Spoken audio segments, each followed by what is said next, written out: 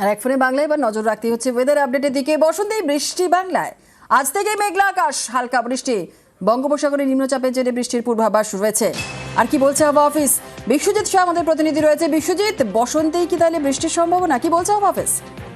একদমই সোম মঙ্গলবার বৃষ্টির সম্ভাবনা আগেই জানিয়েছিল আলিপুর আবহাওয়া দপ্তর এবং ওড়িশা ও উপকূল সংলগ্ন জেলাগুলিতে এই বৃষ্টি হবে বলেই আগেই পূর্বাভাস দিয়েছিল আলিপুর আবহাওয়া দপ্তর। তবে এখন আলিপুর আবহাওয়া দপ্তরের বিজ্ঞানীরা জানাচ্ছেন যে পরিমাণ জলীয় বাষ্প ঢুকবে তাতে কলকাতাতেও বৃষ্টির সম্ভাবনা থাকছে। মঙ্গলবার কলকাতা, হাওড়া, হুগলি, উত্তর ও দক্ষিণ 24 পরগনা, পূর্ব পশ্চিম মেদিনীপুর, ঝাড়গ্রাম এই জেলাগুলিতে বৃষ্টির সম্ভাবনা থাকছে। হালকা কোথাও মাঝারি বৃষ্টির সম্ভাবনা, মূলত বেশি বৃষ্টির সম্ভাবনা থাকবে দক্ষিণ 24 পরগনা, পূর্ব এবং পশ্চিম মেদিনীপুর অর্থাৎ উপকূল ও ওড়িশা সংলগ্ন জেলাগুলিতে বৃষ্টির পরিমাণ বেশি থাকবে।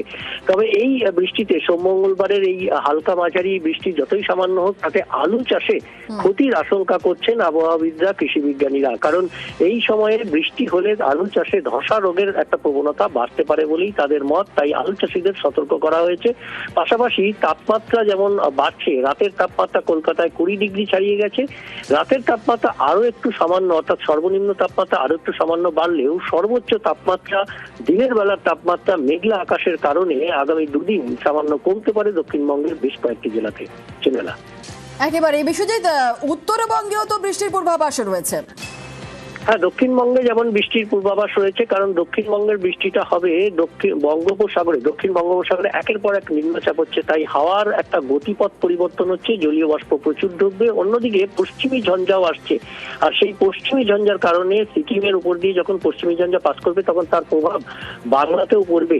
আর তাই সিকিমের মতো তুষারপাত এবং বৃষ্টির সম্ভাবনা থাকছে। দার্জিলিং এর উঁচু পার্বত্য এলাকায় হালকা তুষারপাত বা গ্রাউন্ড ফ্রস্ট হতে পারে, তবে বৃষ্টি হবেই। বৃষ্টি হবে দার্জিলিং সহ পার্বত্য এলাকায়, দার্জিলিং, কালিম্পং এবং জলপাইগুড়ির বেশ কিছু এলাকাতে বজ্রবিদ্যুৎ সহ বৃষ্টির সঙ্গে একটা হালকা ঝোড়ো হাওয়া থাকতে পারে। কোথাও কোথাও শিলা বৃষ্টি হতে পারে বলেও পূর্বাভাস রয়েছে বিজ্ঞানীদের।